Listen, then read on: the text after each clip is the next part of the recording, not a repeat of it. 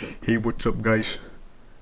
Just doing the recording of the touhou 6 normal 1cc run from yesterday. Just get on with it. I would do some audio commentary. I thought that might be fun.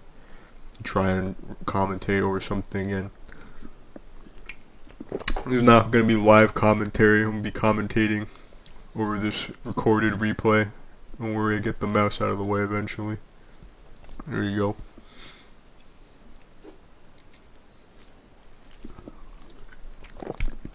We got stage 1 here. Not a lot to say about stage 1 normal. It really is designed for you to just learn the controls, get a feel for things.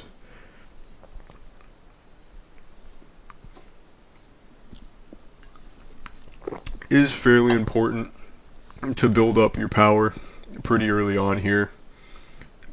Usually want to be around 60 by the end of the stage. And I play a little dicey here on this Rumia mid-boss for no real good reason either, because it's not like you get any extra power for finishing the mid-boss earlier, but well, it all worked out.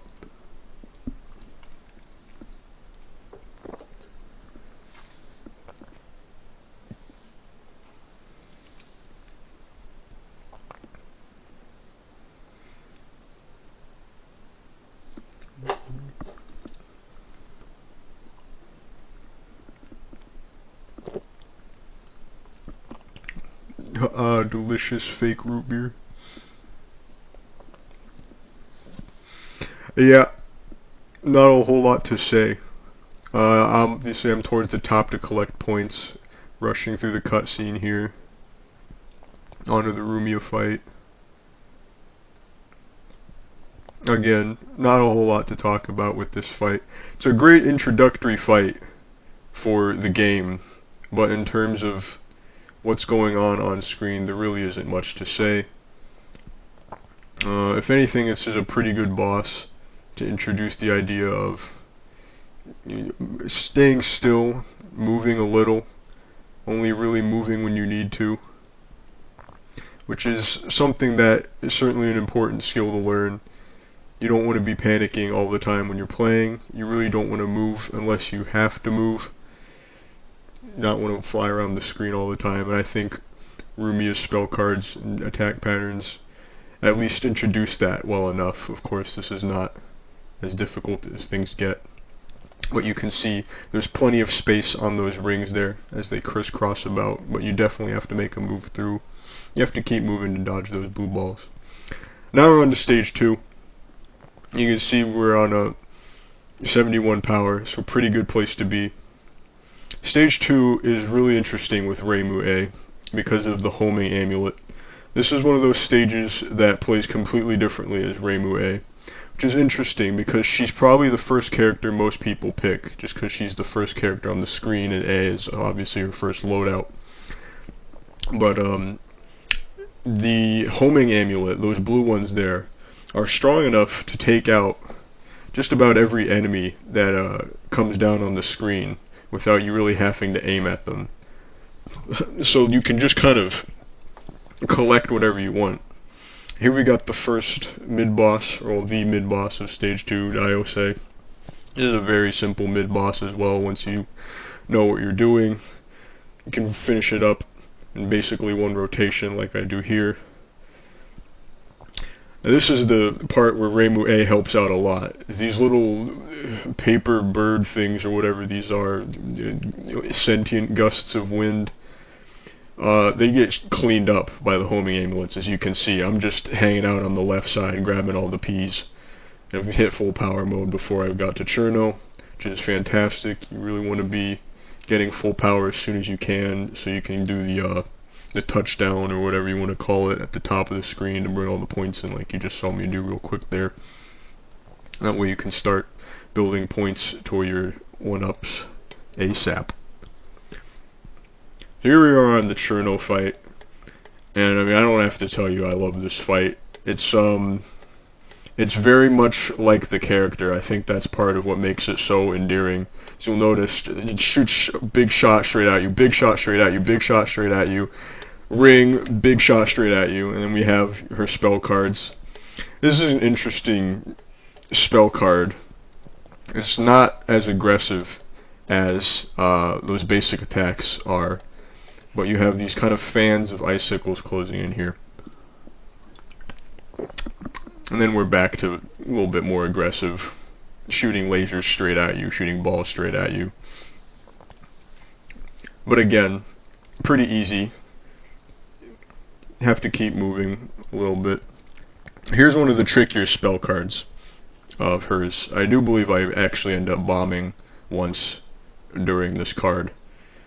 But the random pattern of the balls there can put you in a sticky spot if you're not lucky or careful.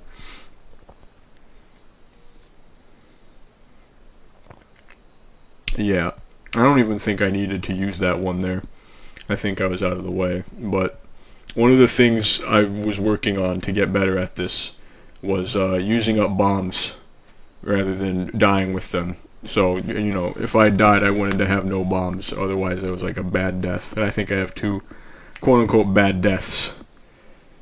I'm kind of talking over it, but I really do love this spell pattern, this spell card here. It really just feels, it's very in character, I guess. This Trina was just throwing icicles all over the fucking place, just trying to hit you by just throwing out as many attacks as she can without any real tact. Very cool, very nice game design. That's stage 2, over and done. On to stage 3.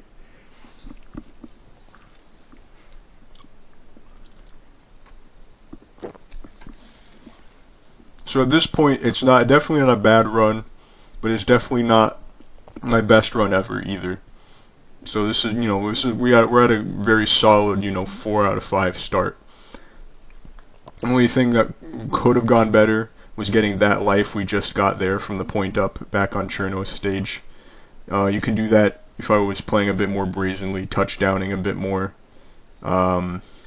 grazing a bit more, going for the point tokens more often. But like I said, it's really important to get that full power mode going right away so you can get those touchdowns and get all those points. But yeah, stage 3, definitely more difficult, but I don't think it's anything that is gonna, like, oh man, I couldn't beat EOSD, dude, stage 3 was crazy. Like, no, I don't think anyone's gonna be saying that. So we've got the Hong mid-boss here, and this is an incredibly important mid-boss, because this is your first one of 2, your chances at a guaranteed 1-up here. So this is really worth, like, using every single bomb you have if you have to, just because, yeah, I eat shit on that spell card quite often, as I just did. And that is one of those bad deaths. But it's alright, we recoup a life. You'll notice, yeah, I went out. Let's go back a bit.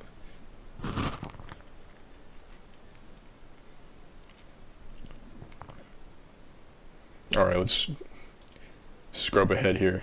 No, it's too far back. No. Okay, we might just have to watch it again.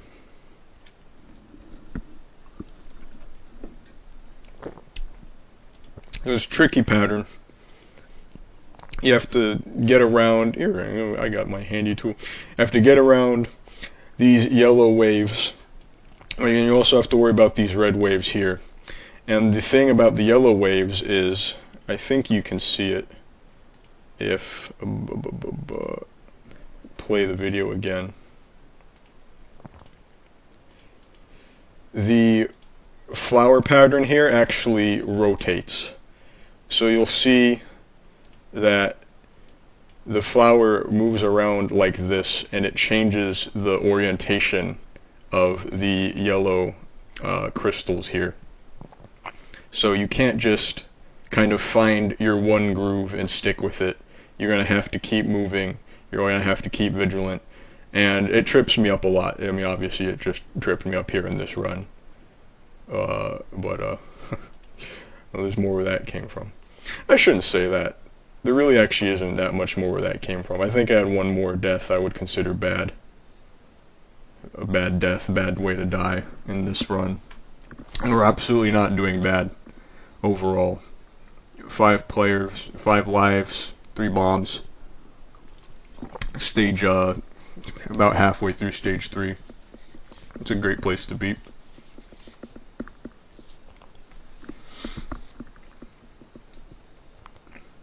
I really do love these parts here. These little wisp guys or whatever just feeding straight at the top. Really an important thing to recognize. I did squander a bomb there, I think. I was talking over about the little wisp fellas. Let's go back and look at that. Oops. I don't need that anymore. Yeah. You can mess it up with the oh man. I don't know if there's a way to go frame by frame in VLC. There probably is. I'm just gonna keep an eye on it. You can see right here I got spooked by these 2 orbs. This one going this way, this one going this way. They're gonna cross, they go right over my hitbox there. It was pretty dang close. Yeah, you can see that one just passed right through. That one seemingly also passed right through. But, I mean, if I had gotten hit by it, I would have gotten a perfect bomb here, at least, if not just died. So, ultimately unnecessary. Unlucky, what can you say?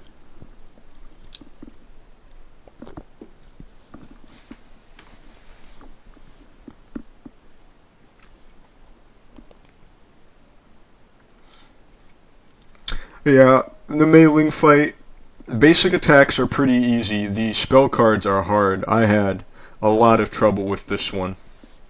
You're working with these 3 rings. These 3 rings here make their own sort of, I don't know what you want to call it, their own kind of wall. You have this one here. This is not too bad, obviously. You can get through this pretty simple.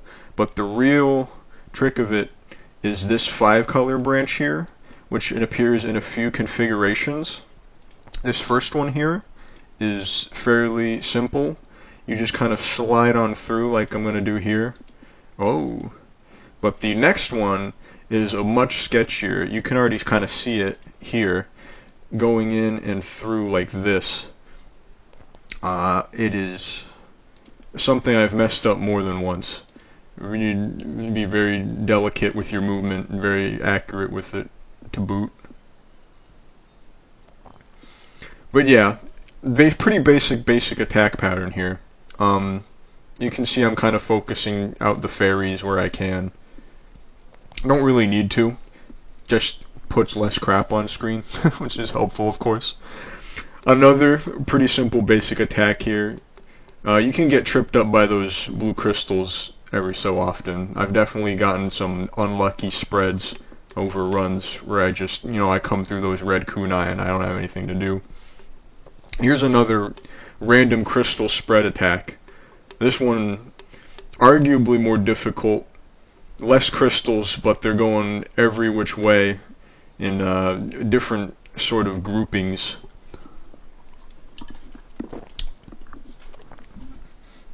And then we get that again here as well.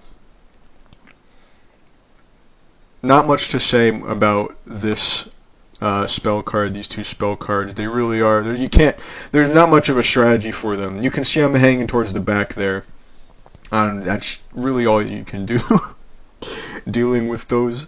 You can get proactive and move up forward, but because of the randomness of that spell card, you could find yourself very easily in an unwinnable situation or one where you're forced to bomb, versus where if you held back, you'd have more time to react, you'd have more time to look for openings, you'd have more time to capitalize on those openings. So, all in all, yeah, I don't want to say chance it. You don't have to chance it, of course. You can definitely stack the odds in your favor, Anyway, we're on to stage 4. My mic is peaking a bit. I'm going to try and turn it down a little bit. There you go. Maybe that's better. Stage 4. Wow. Stage 4 are kind of stage 4s are stereotyped as being the difficulty spikes in touhou games. This is where they get really hard. I would say that's certainly accurate for EOSD as well. I would say I prefer this stage 4 to touhou 7 to PCB's stage 4, definitely. I think that one is a massive pain with all the directions the fairies come from on that one, but that's for another video, This one is one of those stages that rewards not panicking. Those ball guys you saw before are they fire bullets when they're targeted at you. That are targeted at you when you destroy them. Now here we are on Koakuma, the mid-boss of stage 4. Not super difficult. I say as I die. She introduces the jelly donuts, which are something that have tripped me up forever in this game. She uses them, Patchouli uses them, and Romelia uses them. So you really do have to figure out how to deal with them. And the biggest problem for me in dealing with them was always just, I had a tendency to just hold down focus at all times. And you just can't do that to get around those jelly donuts, especially when they're coming from Romelia later on. You have to be fast enough to just dodge out of those in time, because otherwise you're not gonna have enough time to react and get out of the way with how fast hers move. But that's, for then. Man, I hate these spell books on this stage. Those spell books that fire those green things. These ones are pretty meek, just because if you blast down that fairy, the board clears, so they don't get too overwhelming. But that one formation, that one attack earlier on in this stage, yeah, that's a doozy.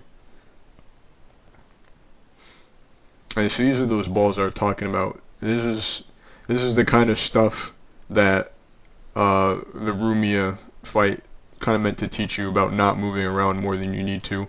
Is if you want to get points, obviously you can move around. You're going to need to if you're up there doing touchdowns to get points for those extra lives.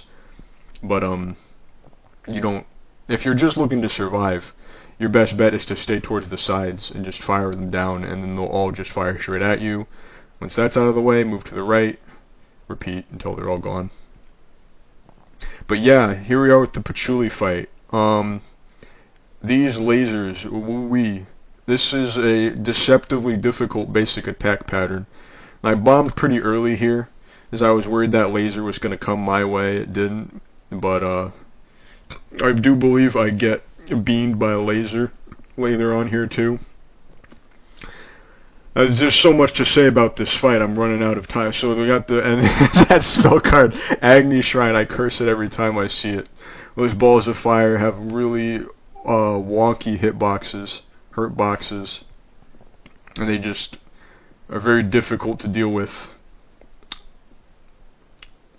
I believe this is where I get hit. Yeah, I walked into that laser there hoping it would dissipate just before. And go look at it a little bit more closer. I don't do it at all in this run, but the moment these lasers start to, oh no, what did I do? I clicked on something else up here. There we go. Okay, the moment these lasers start to dissipate, these ones are coming in here, I'm pretty sure. They will begin, they'll be inactive immediately. So you can see this one's active still, but immediately as it goes away, it's no longer a threat.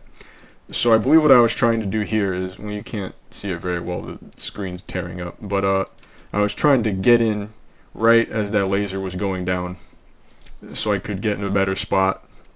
And I didn't even end up needing it, because we were right on to the next spell card. Now, for all the complaining I do about how difficult Patchouli is, this is an easier spell card for sure. Got a bit unlucky there. Ended up bombing. I don't really think I needed to.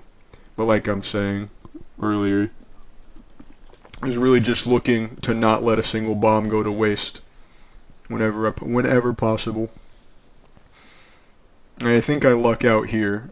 I'm pretty sure oh no, I believe I have to, yeah, those 3 fireballs there. Worth looking at a little closer, I think. So you can see, make it through alright here. Sneak through this way, but then you can't really see it yet. The batch of fire there, I believe it's those ones, right? Right here. Are going to come down here after I slip through this, and I just don't see a way out in time. And rather than panicking, or rather instead of panicking, I just decide to bomb. In hindsight, let's see if there was a good play to make in hindsight there.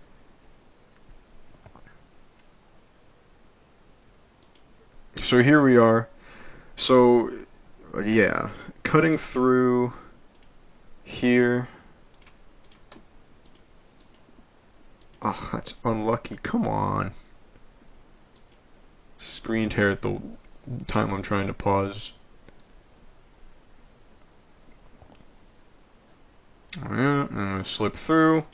So here we are. Okay. So this would have been tricky to get through. I could have gone up this way if I wanted to chance it. That would have been really tight because I don't know how much space I'm going to have between here and here. I don't know if this is going faster. This fireball here is going faster than this yellow ball, which means I could get caught in between and just crushed. The bigger gap, of course, is over here, but I mean that's probably the best bet. That was probably the way out if I didn't just want to bomb, but I think this was a pretty good place to bomb, honestly. Not a lot of shade to be thrown there. This is a spell card I used to have, I don't want to say a lot of trouble with. It got a lot easier. Agni Shrine, ones like that, they didn't really feel like they got any easier, but this one just feels like you kind of deal with the yellow balls and you deal with the blue balls, and you just kind of have to keep zigzagging between them all. But anyway, on to stage 5. Really good position here. 5 lives and 1 bomb. That's a fantastic place to be in. I got a little brazen there and tried to blast out that one fairy before she could get her volley off. And I did, but it was just, I wouldn't recommend doing that. I don't really know why I needed to do that. Felt the need to do it. Yeah, that's another one. There's another panic bomb, but I'm pretty sure I was safe there. These fairies are definitely tricky. Here we go. Let's so they'll come down on the top here, and this happens several times in the stage. So these two come down and they fire out, kind of sun formation, you could call it, but they always have one beam firing, one set, I guess, one volley of the orbs heading straight for you, wherever that may be on the stage, once they fire it.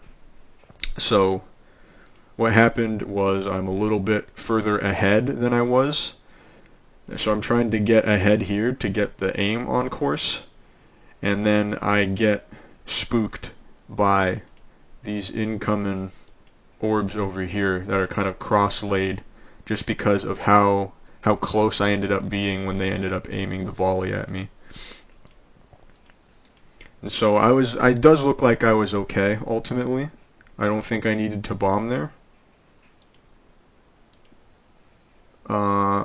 But again, yeah, not a bad decision to bomb there, I don't think. You can see here. So these are going very fast. They're passed down here pretty quickly. I'm stuck right here. And yeah, I hit bomb. I was definitely safe there though. So you could see it there again. Those 2 fairies on the corners there just did the volley. It got kind of eaten up by the last few frames of the bomb. These ones are tricky. These 7 shape bombs. Now this was incredibly impressive for me, as I had to play this very differently. I think in the past I've bombed on that blue, red, green volley you saw before of the sun formation attacks. So I'm usually trying to be somewhere up here. So like I said, I like to stay in focus mode a lot. It's just a habit of mine, bad or good. It's kind of dependent on the situation. But being this far up, it's a lot easier to maneuver around these volleys before they spread out like they have down here. And this is interesting because this is a fairly consistent challenge of the Sakuya fight that's coming up at the end of the stage, is getting around these very tight bullet patterns at the top or wider patterns at the bottom. And so what I end up doing here is leaving focus and bobbing and weaving just up and around all of the wide spaces, trying to get into a better spot, but as you can see, the bullets are still coming. I'm not making a whole lot of space for myself, but I run through it in the end. So at this point we're at a fantastic standpoint. Once again, 5 lives and no bombs. Sakuya is the second mid-boss that gives you a guaranteed 1-up. We haven't hit 60 mil yet. That's the next 1-up score. So we have another 1-up in the bank, essentially, as long as we can keep alive, which, with 5 lives, that's quite simple. But this mid-boss it definitely takes my life, because it is a huge pain in the ass. This first part is not so bad. The trick is to be coming up between these knives and then getting out of the way of the kunai. You cannot go through the kunai. I've tried so many times. Maybe you can if you have magic, positioning, but I don't have magic positioning. I get fucked by these knives or the kunai all the time. So what you end up usually doing, like I said, just go straight through. Obviously you can't when the kunai are there. Or if you have a spot like this, you can move through the gap here and kind of wait between the kunai until the knives fan out, and then, continue forward, which I believe is what I'm about to do right here. Yeah, you can see, dive in between the kunai, opening comes up on the left, come out, run past the kunai. So you can see I'm spending a lot of my time right in Sakuya's face. Get through the tunnel of knives, kunai are coming, slide in between, kunai, slide around through the tunnel, I get hit there. I don't know I have no clue how you're supposed to beat this spell card. I will bomb this one every time. And it's worth doing too, because again, this is one of it is the last chance for a guaranteed 1-up. So you definitely want to do it. You need all your bombs if you need to.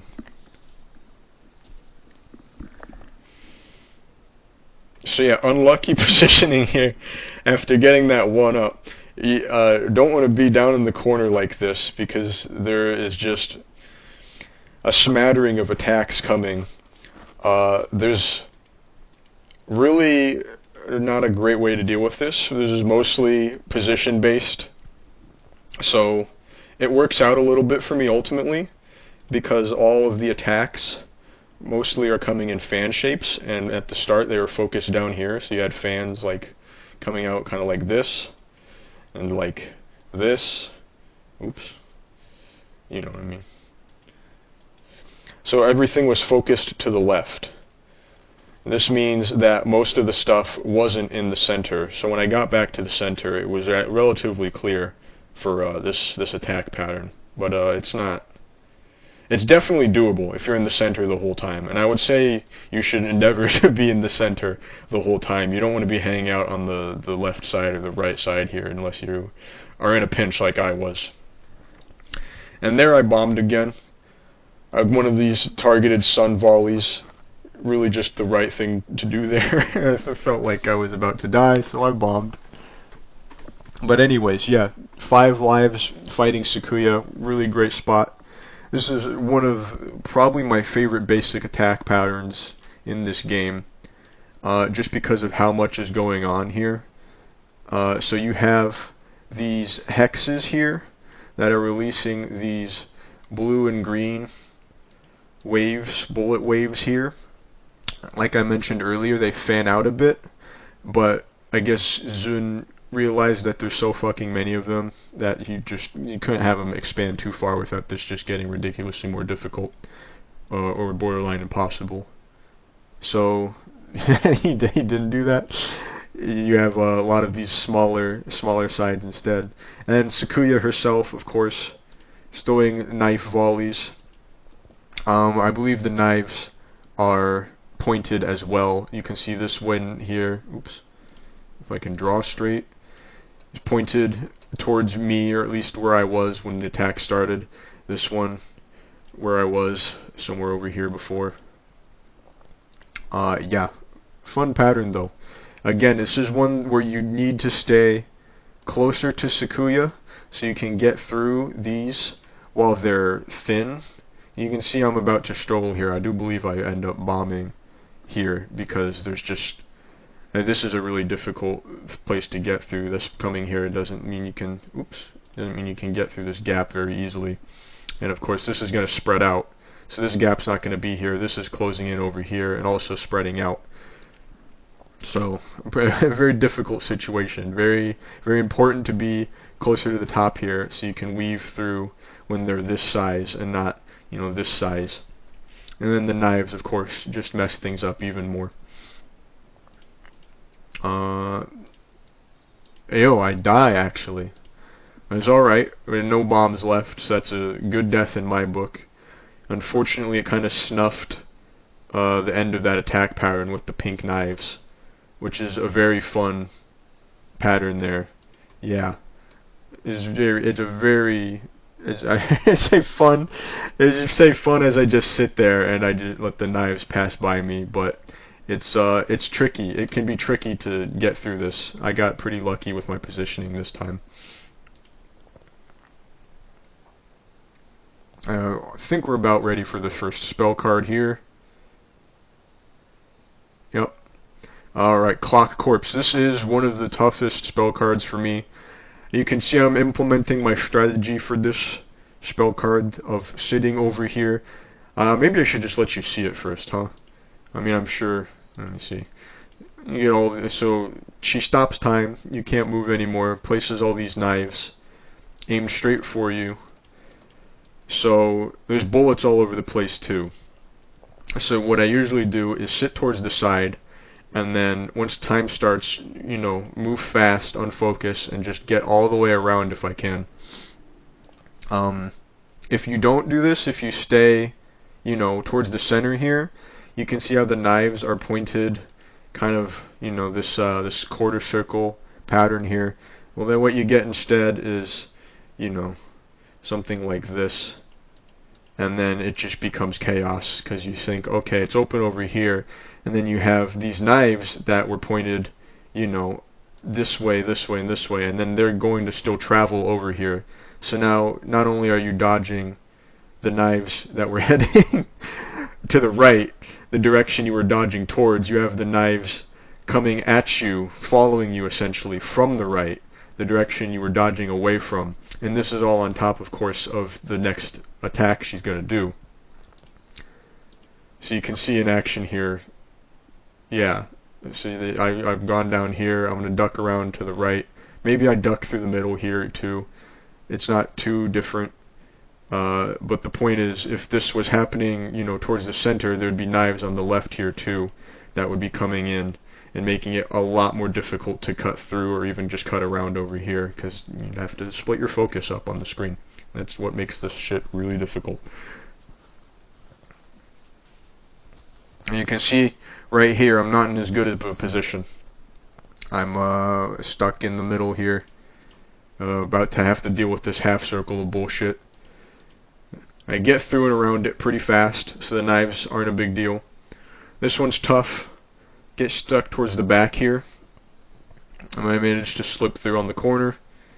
Get in a really good spot here. Able to move all the way around very easily. I don't know if I go to clock here or if I Yeah, it looks like I go to time here. Unlucky. You get a time bonus. I should mention for Touhou's sake, you get a time bonus if you finish a spell card, essentially by reducing the boss's life bar in that time. And that gives you, yeah, you see spell card bonus. So I don't actually know. That was, I guess I did it. It gave me the spell card bonus. So the homing amulets, looks like the homing amulets came in clutch there. Ended up getting me the point bonus at the last second. You know, we take those.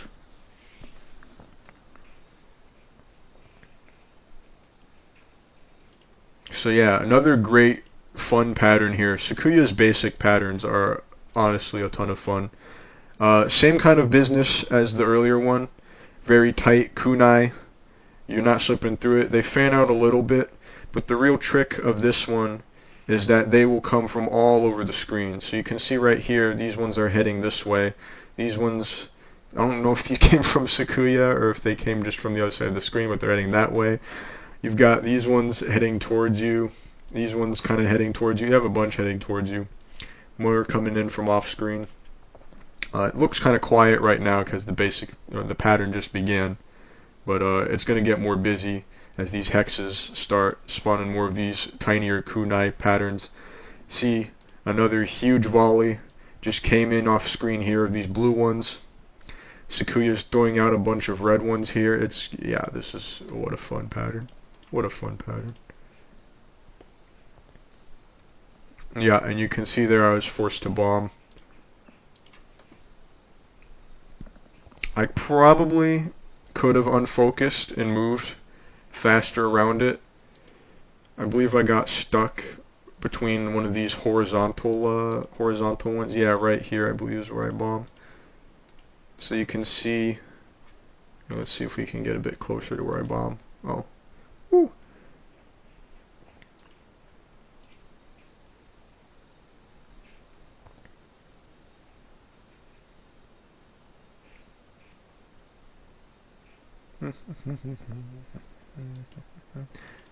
So yeah, this is right about where I bomb.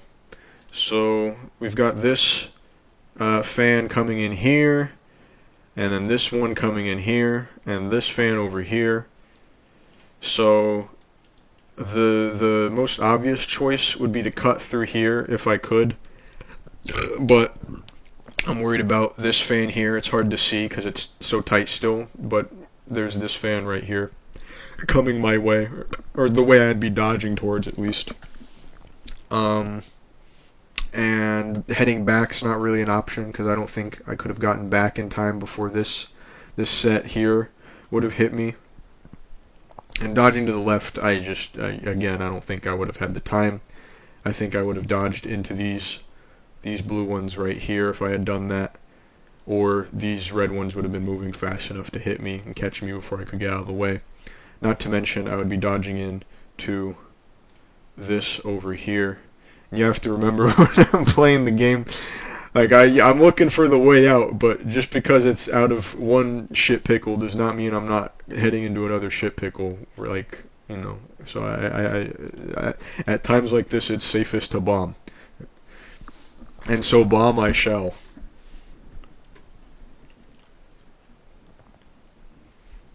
Okay, Luna Clock. Wowee, what a fun, alright, fun spell card. So this is kind of a continuation of the one from before, except this time you have these green knives stacked on top of these blue knives. And the green knives go in random directions. The blue knives are always pointed at you, but the green knives can go wherever. And it creates some truly brutal patterns to deal with sometimes. So here I see I'm hanging back. I believe I'm going to bomb here. Yeah. The image is kind of fried there, but you could see there were knives coming in. I was all the way, my back was on the bottom of the screen. It was not a ton of options. I get pretty lucky. My bomb lasts long enough to clear out the other set there, the other loop of that attack, you could say. This is another interesting pattern. This one, I feel like it's been easier before. I unfortunately eat a knife there. But I got caught in a bit of a tricky pickle there, I suppose. This one, you might think you see, actually it feels deceptively easy, this pattern, this spell card. You've got this aim knife, and then she throws these red ones on top of it, but I don't really understand what the red ones are there for, other than just being extra stuff on the screen, because they just kind of go the same way as the blue knives do. They're just kind of in this general area still, so you dodge the blue ones, you dodge the red ones too. The green knives, of course, are always these wild cards that make this just the more difficult, but overall, it's not too bad. What can make this brutal, as you might have noticed, is there is random green knives just coming in from off screen. These are not from not from the batch she threw at us before. And you have these up here too. And so if you're stuck on the side, like I was there, and you for some reason are going to try and thug it out over there, you can get hit by a cheeky, sneaky knife just coming in off screen, completely out of your control to deal with it, because you can't see it coming, it's not on screen.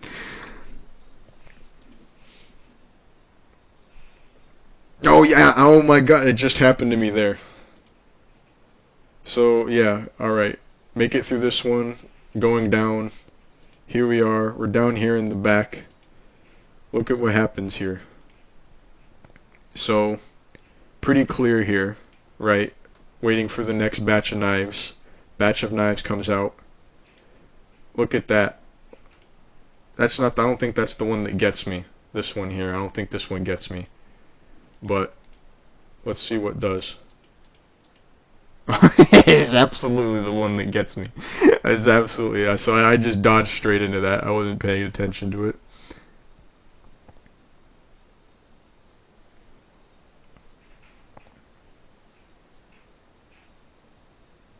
So yeah, that one you can see I got pretty lucky. Managed to just go straight through it. Was done taking chances after dying like that. Ended up just bombing through it.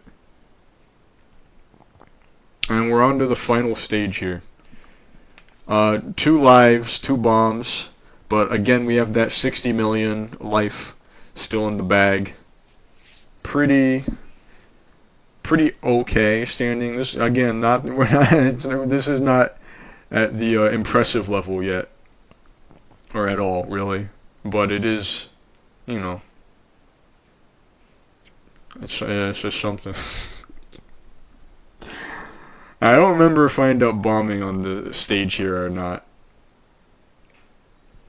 I think I bomb it, yeah, this part here. Yeah.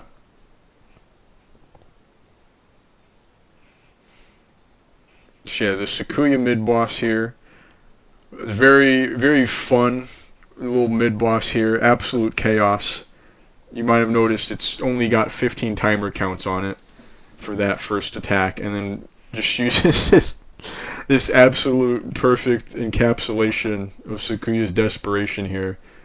Just shitting out bullets basically randomly.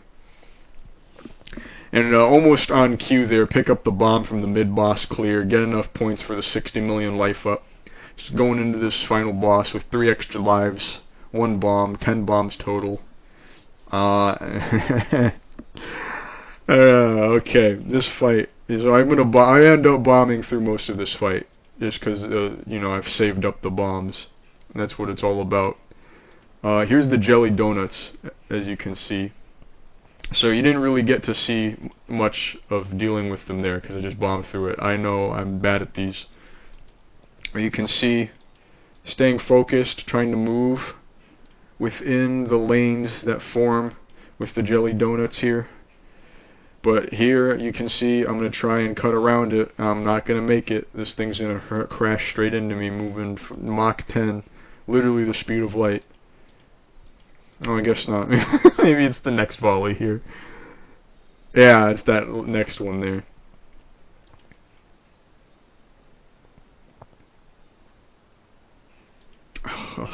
Hellish spell card here.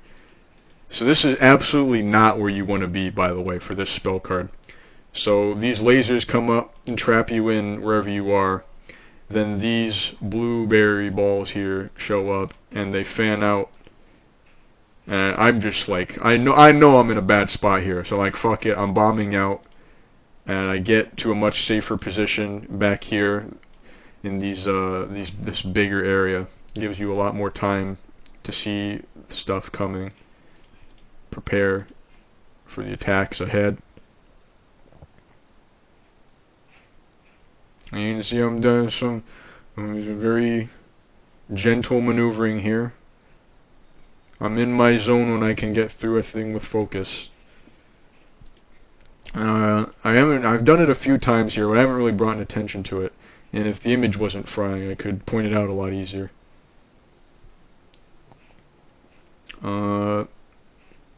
But one thing I've started to cheese a lot more is the full power board clear.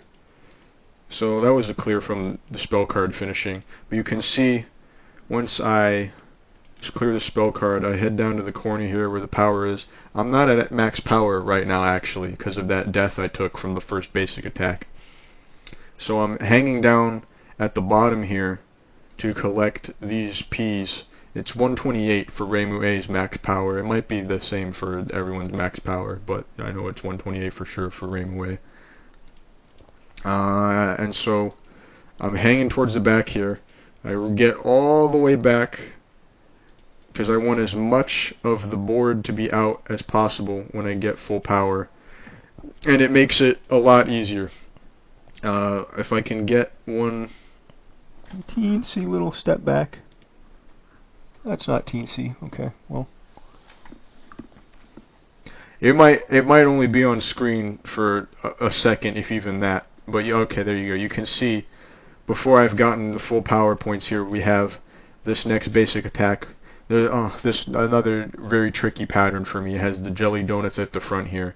You can see these little balls that come with it that kind of fan out on the sides. They generally stay in a bit of a column, but the point is that they're not consistent, so you'll get little ones that'll fan out a bit, and as you'll see, just having this one removed by the full power makes this, at least this single instance of the attack, a lot easier to deal with.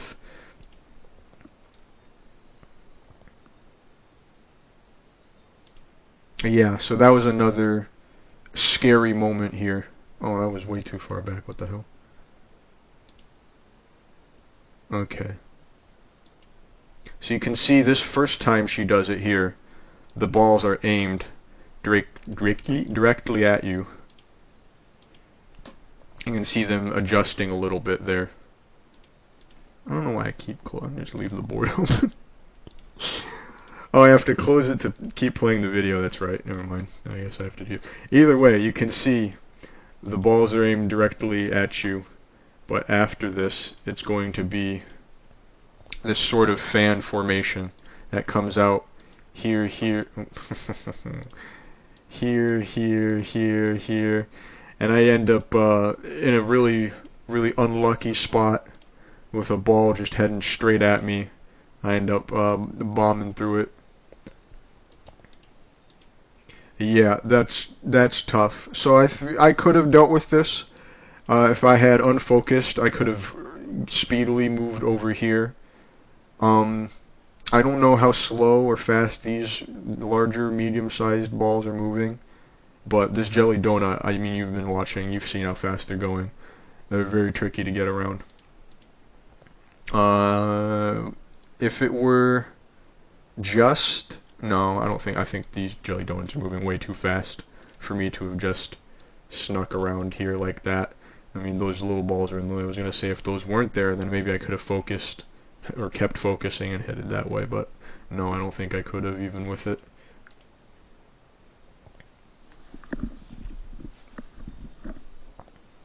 So, dealing with the same attack pattern here. The aimed ones aren't so bad, as you can see. Oh wow, okay.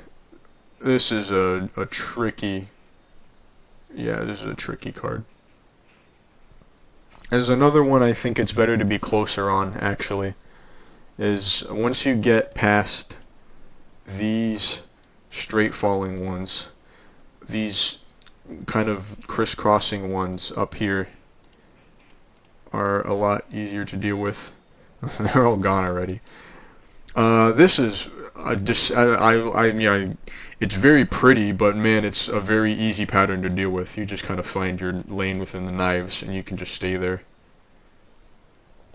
I guess the trick is you have to find it pretty damn fast, because otherwise you get hit.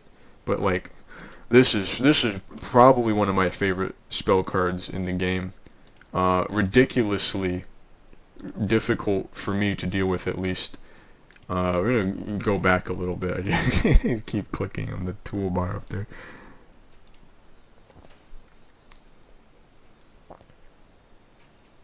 You can see, so these knives come out, and these knives are kind of whatever. If you're just thinking about, well, that knife, you know, what's one knife going to do to hit me? Well, it's not there to hit you. I mean, it'll hit you and kill you if you're in the way still.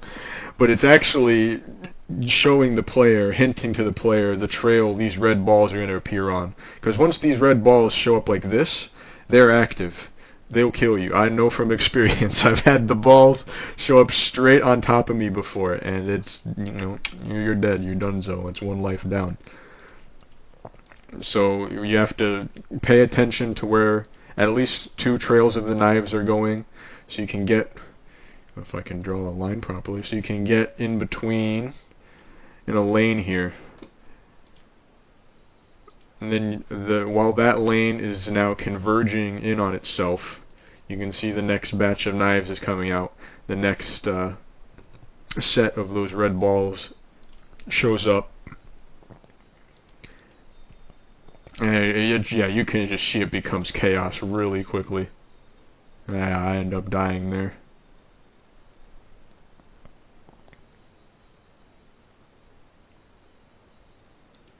Yeah, so this is another one of the cool. I was thinking about this earlier today, actually.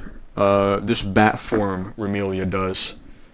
I got a very lucky perfect bomb right there. Just on a stray crystal hitting me. This bat form, she is actually invulnerable in this bat form. She doesn't take any damage. And you can notice it particularly well here as I've bombed, and the bomb is just staying here. This bomb, Fantasy Seal, that Reimu's bomb. Normally it appears, you know, on Reimu, flashes about a bit, clears bullets, and then goes and blows up, you know, 2 or 3 times, I don't remember what it is, on the enemy. But it's not doing that here. It's just staying on top of Reimu, and then it just kind of blows up on Reimu. It doesn't do any damage to Remelia. So this bat form is really interesting, right? Because it doesn't take damage from bombs anymore. So it incentivizes trying to play through Remelia's patterns when she's in this bat form. Because sure, you can bomb to deal with the pattern, like I am here. You can bomb for the invul. But if you're bombing anywhere else in this game, you're getting both the invul and the damage, which is really big, because the more damage you're doing, the faster you're whittling this bar down, the quicker you're getting on to a pattern, an attack pattern, or a spell card you can deal with, right? A more difficult spell card or attack pattern is one you're more likely to bomb on. So getting that extra damage just pushes you further away from having to deal with the patterns, the attacks that are giving you trouble. So Remelia, by not letting you deal damage with your bombs when she's in that bat form, just it's a really smart way to design a boss, I think, because the invuln of the bomb is still completely intact. If you need to use it to P-bomb or something like that, or, you know, I'm in a sticky situation like I am right now, I can bomb still. I can bomb still, and I'll live, and I'll get through it. But I won't get the damage that pushes further to the rest of the fight and gets me through the difficult pattern, right? So I'm still essentially going to have to deal with the same attack, same amount of time in the attack. So kind of a showdown at midnight here. Remelia's on her last bar of health. I'm out of lives, but I got 3 bombs. Got my full power back. Did the same strat I was talking about there. You can see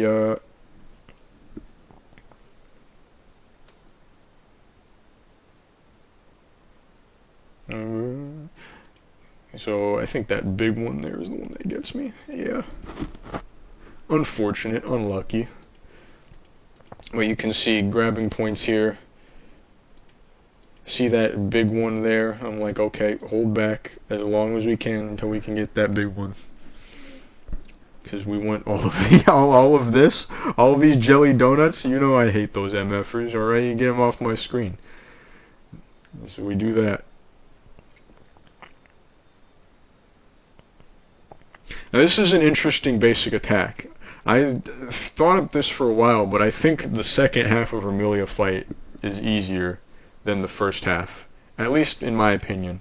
But this is where that Remelia bomb deal with her attacks thing I'm talking about really comes into play. So she uses her final spell card here, Red Magic, so it's her whole health bar. It's kind of a Touhou final boss gimmick that the last health bar is just, you know, a non-stop spell, or a non-stop spell card.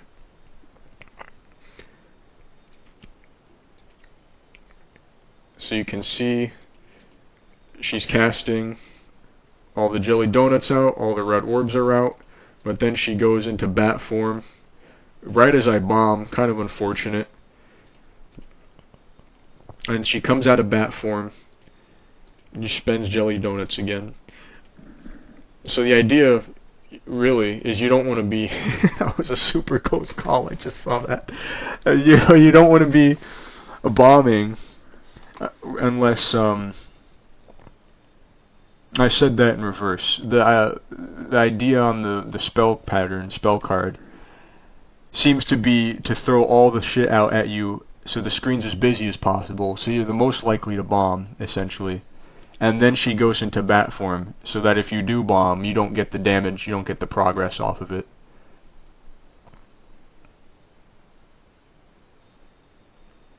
I see, I just did it right there. So yeah, that happens twice in this fight. Or that, well, twice in this health bar of Remelia.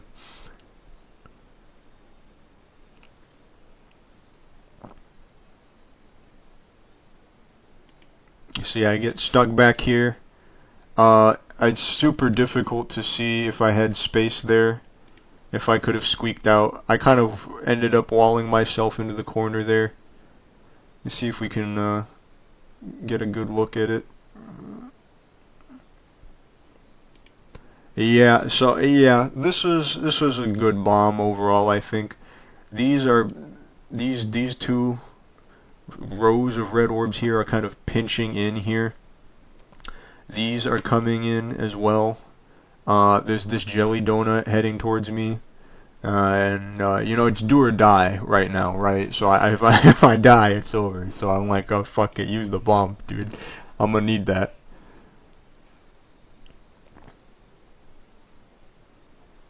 So that was a pretty good bomb. It actually ended up neutering a lot of this basic attack pattern and let me get a lot of solid damage on Remelia here without having to worry about any great threats heading my way. You can see here this like front half of the circle gets eaten up. So once the bomb finishes, the final explosion happens, and of course it's already cleared up all of these rows here that were in between. Yeah, there goes that half circle, like I said. So the jelly donuts come out, but they're mostly neutered, and you can see I'm kind of just chilling in the middle here. And then that's it. And then she dies. And I did cheer, and I'm like, woohoo! And I do a little victory lap around my apartment, and you know, like Squidward at the end of Band Geeks. Jump in the air, freeze frame. Good stuff. Good stuff.